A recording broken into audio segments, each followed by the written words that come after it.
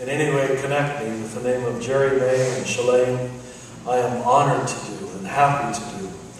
And I only hope I can live up to what the ground he laid for us and the direction he gave to us. I would believe, really, that Jerry's books will be still in print and still read 50 years from now. Because he's not just talking about,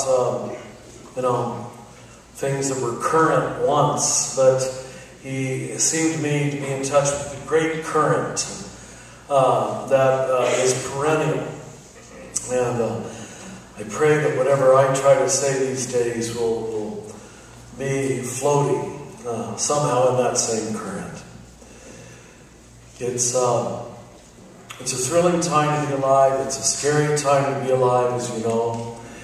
It almost seems like as consciousness matures and we become more capable of deeper seeing and broader seeing and more holistic knowing, that the circling of the wagons also is taking place within our churches, within our politics, within our country.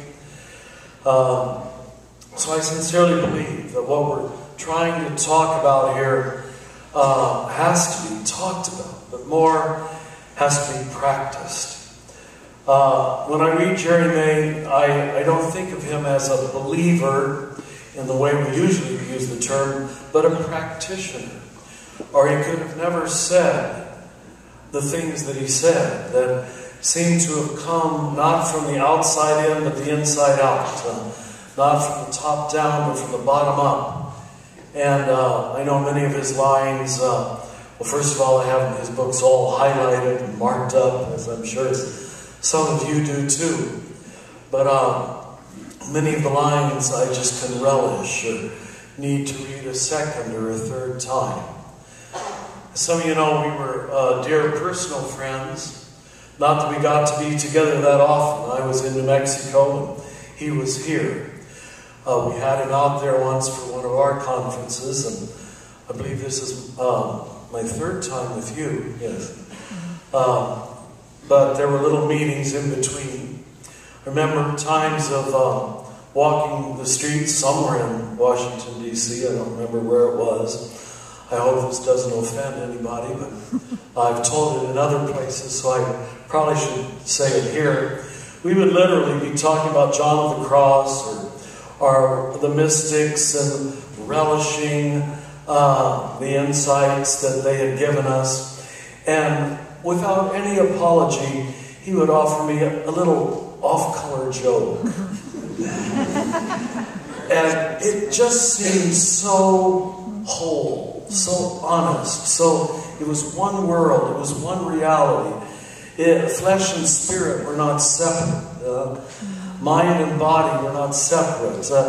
He had put them together. And as a Franciscan, it was even more delightful because I saw his lack of attachment to his own persona, or his need to be thought of as a, holier than thou man who wouldn't say such things.